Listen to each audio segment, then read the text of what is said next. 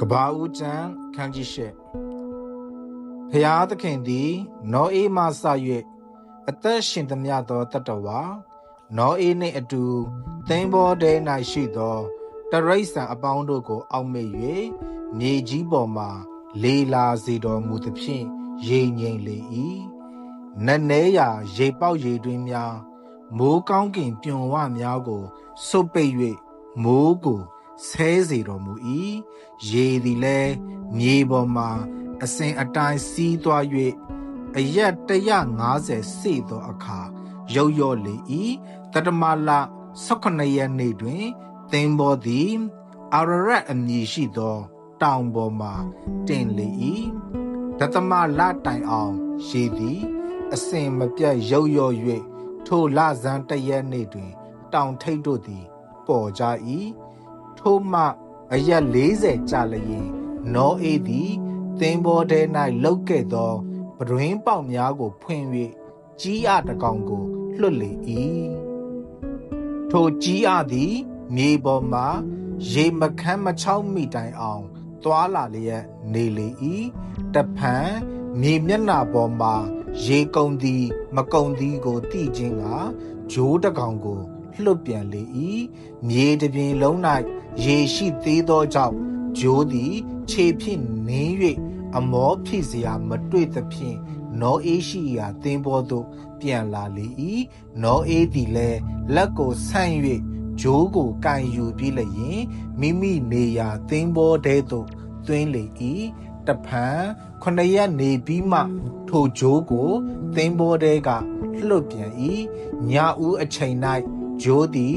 နောအေးထံသို့ပြန်လာ၍မိမိဆိတ်ယူသောတန်လွင်ရက်ကိုမိမိနှုတ်သီးဖြင့်ဆောင်ခဲ့သောကြောင့်မြေကြီးပေါ်မှာရေကုန်ချောင်းကိုနောအေးသိလေ၏တဖန်9ရက်နေပြီးမှထိုဂျိုးကိုလွတ်ပြန်၏နောက်တဖန်ဂျိုးသည်မပြန်မလာနေ၏အနှစ်600တခုပထမလဆန်း1ရက်နေ့တွင်မြေကြီးပေါ်မှာရေခမ်း6သည်ရှိသောနောအေးသည်သင်္ဘောမိုးကိုပယ်ဖြတ်၍ကြည့်ရှုသောအခါ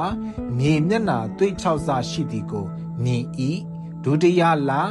28ရက်နေ့တွင်မြေကြီးသွေး6လေ၏ဖျားသခင်ကလည်းသင်သည်သားမယားချွေးမတို့နှင့်တကွသင်္ဘောထဲကထွက်ဆင်းလော့သင်ထံမှာအသက်ရှင်သောတရိษံငှက်များသားများမြေပေါ်၌တွားတတ်သောတရိษံများတို့သည်မြေပေါ်မှာသားကိုမွေး၍အလွန်တိုးပွားများပြားမည့်အကြောင်းထိုတရိษံရှိသမျှတို့ကိုနှင့်အတူထုတ်ဆောင်လော့ဟုနောအေးကိုမိန့်တော်မူ၏ထိုအခါနောအေးမှစ၍သားမယားချွေးမတို့သည်ထွက်ဆင်းကြ၏သားများတွားတတ်သောတရိษံများ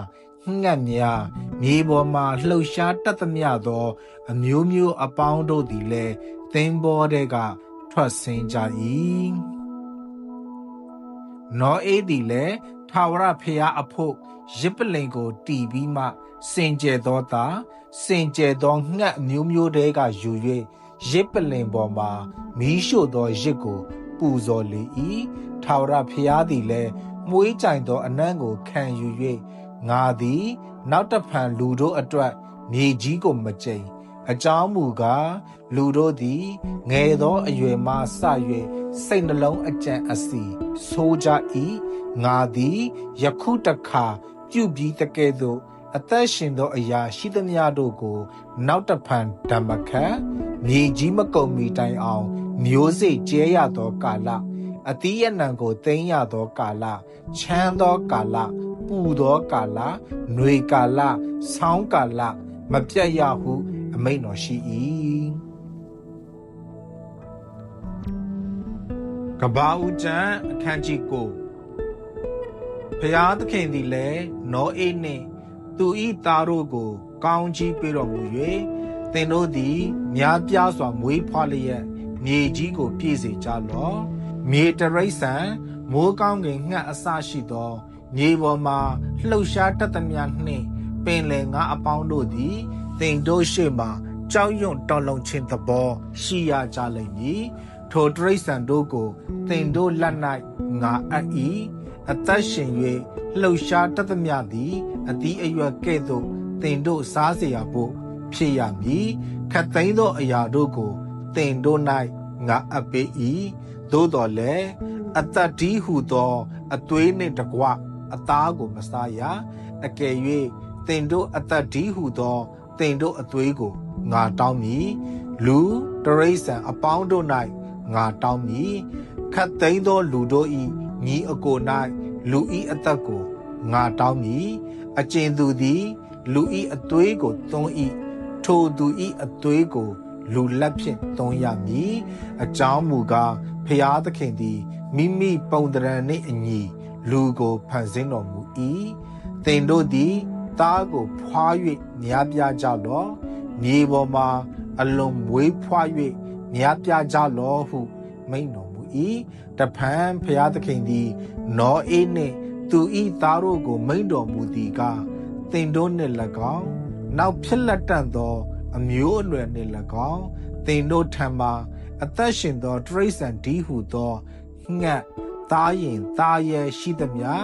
သင်္ဘောတဲကထွက်ဆင်းသမျှမှစ၍မြေတရိษံအပေါင်းတို့နှင့်၎င်းငါသည်ကိုယ်တိုင်ဗြိညင်ပြု၏သင်တို့နှင့်ငါပြုသောဗြိညင်ဟုမူကားရေလွှမ်းမိုးခြင်းအပြင်ခတ်သိမ်းသောတရဝါတို့သည်နောက်တဖန်မဆုံးရကြမြေကြီးကိုဖျက်ဆီးဖို့ရာ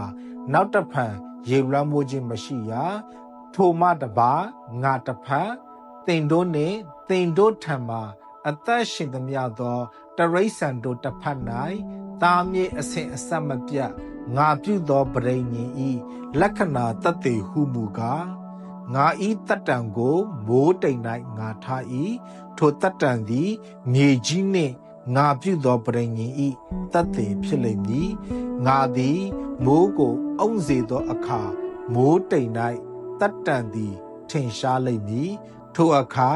ငါတစ်ဖက်သင်တို့မှစ၍အသက်ရှင်သောတတဝါတရိษံရှိသမျှတို့တစ်ဖက်၌ရှိသော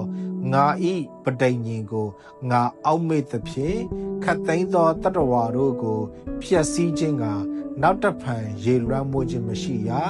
မိုးတိမ်၌တတ္တံရှိသည်ကိုငါကြည့်ရှိသဖြင့်ဖျားသခင်နှင့်မြေကြီးပေါ်မှာအသက်ရှင်သောတတဝါတရိษံအပေါင်းတို့စัจ जा မှရှိသောထာဝရပရိညင်ကိုငါအောက်မေ့မည်ဤသည်က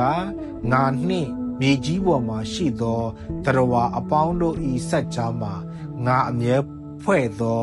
ပဋိညာဉ်ဤလက္ခဏာတတ်သည်ဖြစ်သည်ဟုနောအေးကိုဖျားသခင်မိန့်တော်မူ၏သင်္ဘောတဲကထွက်ဆင်းသောနောအေးသားတို့၏အမည်ကရှေမဟာမယာဖတိဟာမသည်ခါနန်၏အဘဖြစ်၏ဤသူတို့သည်နောအေး၏သားသုံးယောက်ဖြစ်၍မြေကြီးတစ်ပြင်လုံး၌နှံ့ပြကြ၏နောအေးသည်လေလုသောအတတ်၌ပြုစု၍စပြည့်ရင်ဥယျင်ကိုစိုက်လေ၏စပြည့်ရည်ကိုလည်းတောက်၍ရင်မူးသဖြင့်မိမိတဲ၌အဝတ်မခြုံဘဲနေလေ၏ခါနန်၏အဘဟာမသည်မိမိအဘ၌အဝတ်အချီးစီးရှိသည်ကိုမြင်လျင်ပြင်မာရှိသောအကိုနှစ်ယောက်ကိုပြောလေ၏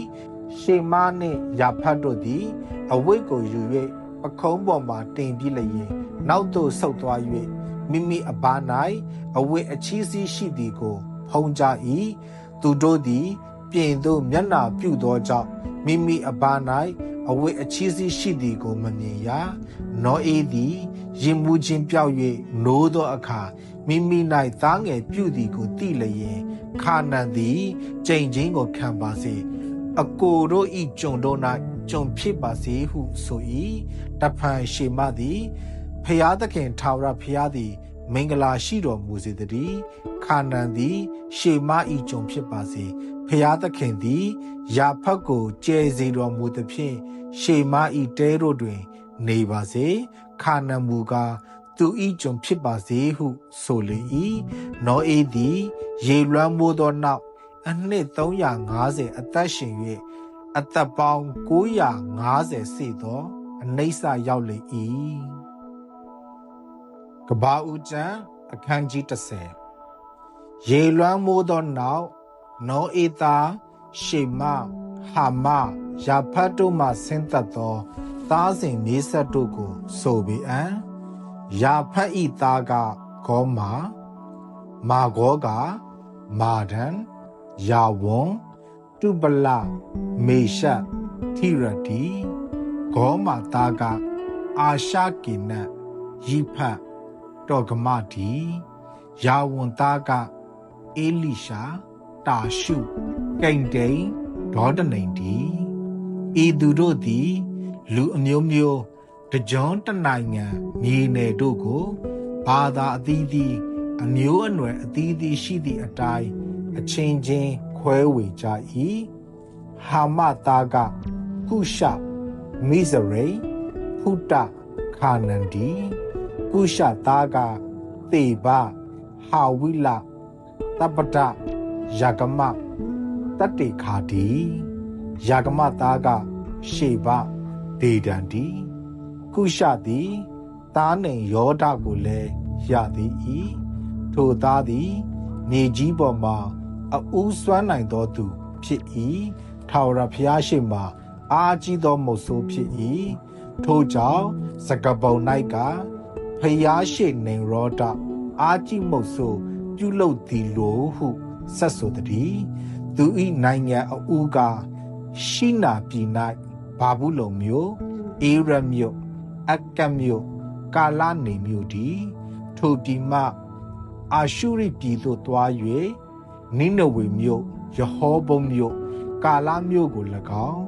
နိနဝေမြို့နှင့်ကာလမြို့ဆက်ကြား၌ကြီးစွာသောမြို့ဒီဟုသောရေတင်မြို့ကို၎င်းတည်ဆောက်လေ၏မိဇရိန်သားကလူဒိန်လူအာနမိန်လူလဟာဗိန်လူနတုဟိန်လူပါသရုသိန်လူကာတာလူဟိန်လူကတောရိန်လူဒီကာတာလူဟိန်အမျိုးတဲက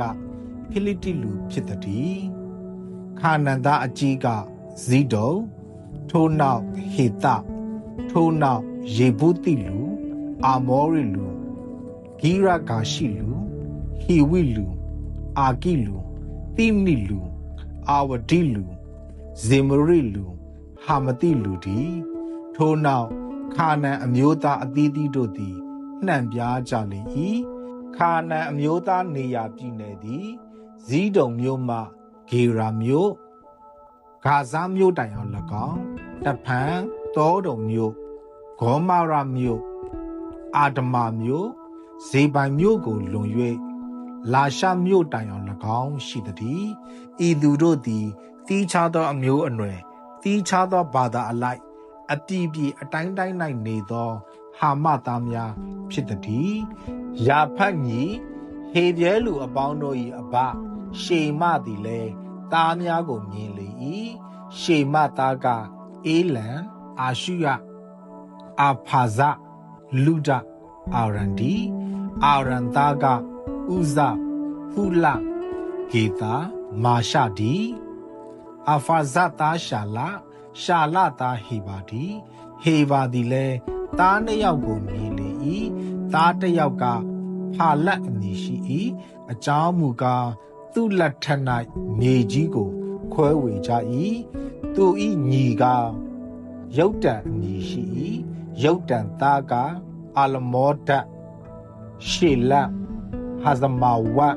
ယေယဟာဒေါယန်ဥဇလာဒီကလာဩပလအဘိမေလာရှေဘဩဖိလဟာဝိလယောဗတ်ဤသူအပေါင်းတို့သည်ယုတ်တန်သားဖြစ်သည်သူတို့နေရာမူကားမေရှာမြို့မှသည်အရှိမျက်နှာ၌တေဖာတောင်တိုင်အောင်ရှိသည်ဤသူတို့သည်တီးခြားသောအမျိုးအနွယ်တီးခြားသောဘာသာအလိုက်အပြည်ပြည်အတိုင်းတိုင်းတို့၌နေသောရှေမသားများဖြစ်သည်ဤ၍ကမိမိတို့အမျိုးအနွယ်အသီးသီးအလိုက်မှတ်သားသော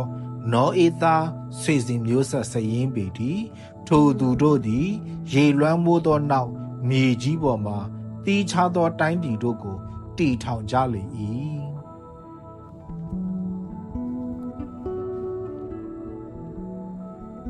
ရှင်မသက်ခရစ်ဝင်ကျမ်းအခန်းကြီး3ထိုကာလအခါဗတ္တိဇံဆရာယောဟန်သည် ပေါ်ထွန်းလျင်ကောင်းကင်နိုင်ငံတော်သည်တီလူနီးပြီးထို့ကြောင့်နောင်တရကြလောဟုယူဒတော်၌ဟောလေ၏ပရောဖက်ဟေရှာယဟောဘူးသည်ကတော၌ဟစ်ကြော်သောသူ၏အတန်မှာထာဝရဘုရားကြွတော်မူရာလမ်းကိုပြင်ကြလော့လမ်းခရီးတော်ကိုဖြောင်းစေကြလော့ဟူသောအချက်၌ထိုယောဟန်ကိုဆိုလိုသည်ယောဟန်သည်ကလောအမွှေးနှင့်ရက်သောအဝတ်ကိုဝတ်လျက်ခါး၌တရေပန်းကိုစီးလျက်ကျိုင်းကောင်နှင့်တော၌ဖြစ်သောပြားရည်ကိုစားလျက်နေ၏ထိုအခါယေရှုရှလင်မြို့မှစ၍ယူဒပြည်သူပြည်သားယော်ဒန်မြစ်နားမှနေသောသူအပေါင်းတို့သည်ယောဟန်ထံသို့ထွက်သွား၍မိမိတို့အပြစ်များကိုဖော်ပြလျက်ယော်ဒန်မြစ်၌ဗတ္တိဇံကိုခံကြ၏ဖာရိရှဲနှင့်ဇဒ္ဒုကဲအများတို့သည်ဗတ္တိဇံကိုခံအံ့သောငါလာကြသည်ကိုယောဟန်သည်မြင်လျင်အချင်းမွေစိုးအမျိုးတို့ရောက်လူသောဘေးမှပြေးသွားစိမ့်သောငါအဘယ်သူသည်သင်တို့ကိုတတိပေးပြီးသည်။နောင်တရခြင်းနှင့်ထိုက်တန်သောအကျင့်ကိုကျင့်ကြလော့။အာဗြဟံသည်ငါတို့အဘဖြစ်သည်ဟု၍စိတ်ထဲ၌မအောင်မေ့ကြနှင့်။ဖျားသခင်သည်ဤကြောက်ခဲတို့မှအာဗြဟံသားတို့ကိုထုတ်ဖော်ဖန်ဆင်းနိုင်တော်မူသည်ဟုငါအမှန်ဆို၏။သစ်ပင်အမြင်နားမှပစိန်ထားလျက်ရှိသည်ဖြစ်၍ကောင်းသောသည်မသီးသောအပင်ရှိသမျှတို့ကိုခုတ်လှဲ၍မိတဲ့သို့ချလိုက်ရ၏ငါသည်နောင်တအဖို့အလို့ငါသင်တို့ကိုရေနှင့်ဗတ္တိဇံပေး၏ငါနောက်ကြွလာသောသူသည်ငါထက်တဆွမ်းနိုင်၏ထိုသူ၏ခြေနှင်းတော်ကိုမှဆောင်ခြင်းကငါမထိုင်ထိုသူသည်တန်ရှင်းသောဝိညာဉ်တော်နှင့်၎င်းမီးနှင့်၎င်းသင်တို့ကိုဗတ္တိဇံပေးမည်လက်တော်တွင်သကောပါလျက်မိမိကောက်နယ်တလင်းကိုရှင်းလင်းစဉ်သဖြင့်မိမိဂျုံစပါးကိုကြည်၌စုသိမ်းသွင်းထား၍အဖျင်းကိုကမငိမ့်နိုင်သောမိနှင့်ရှို့တော်မူလတန်းဟုယောဟန်ဟောပြော၏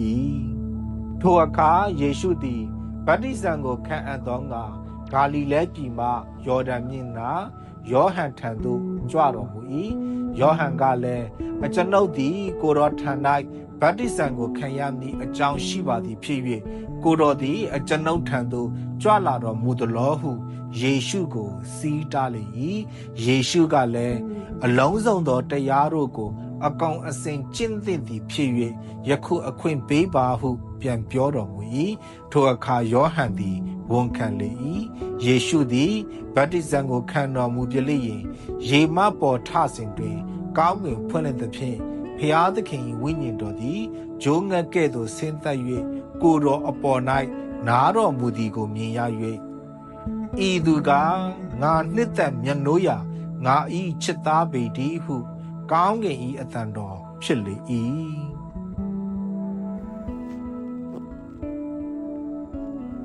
လေးခုမြောက်သောစာလံအပိုင်ငယ်1မှ8အကျွန်ုပ်ကိုဖြောင်းမတ်စေတော်မူသောဖျားအကျွန်ုပ်ခေါ်သောအခါနားထောင်တော်မူပါ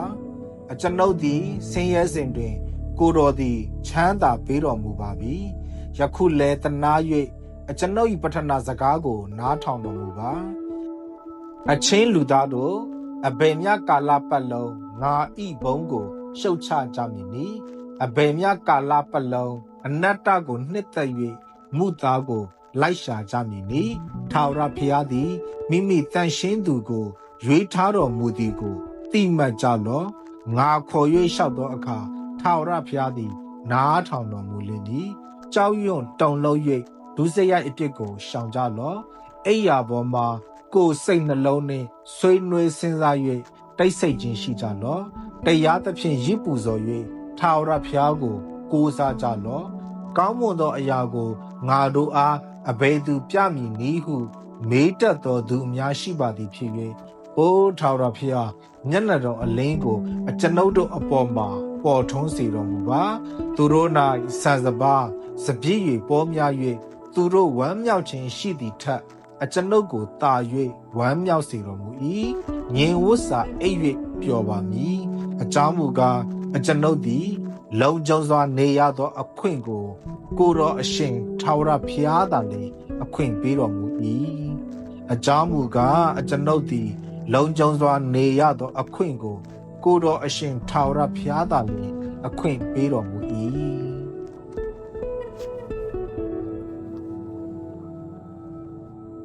သုတ္တန်ကျမ်းအခန်းကြီး1အပိုင်းငယ်20မှ23ပညာသည်ပြင်မာကြွေးကြော်၍လမ်းခရီးတို့၌မိမိစကားသံကိုလွှင့်တတ်၏လူစည်းဝေးရာအဦး၌၎င်းမြို့တကားဝါတို့၌၎င်းမြို့ထဲ၌၎င်းခေါ်၍ပွတ်ဆိုသောစကားဟုမူကားအိုလူမိုက်တို့သင်တို့သည်မိုက်သောအကျင့်ကိုနှစ်သက်လျက်ကဲ့ရဲ့သောသူတို့သည်ကဲ့ရဲ့ခြင်း၌မွေးလျော်လျက်မိုက်သောသူတို့သည်ပညာအတတ်ကိုမုန်းလျက်အဘယ်မျှကာလပတ်လုံးနေကြလိမ့်မည်နီငါဆုံးမသောစကားကိုနားထောင်၍ပြောင်းလဲကြလော့ငါဝိညာဉ်ကိုသင်တို့အပေါ်သို့ငါသွန်းလောင်း၍ငါစကားဤအနက်အတိတ်ပဲကိုနားလည်စေမည်ဂျာနာဆင်ခြင်သူတူတယောက်စီတိုင်းအပေါ်မှာဘုရားသခင်ကြွယ်ဝသောကောင်းချီးပေးပါစေ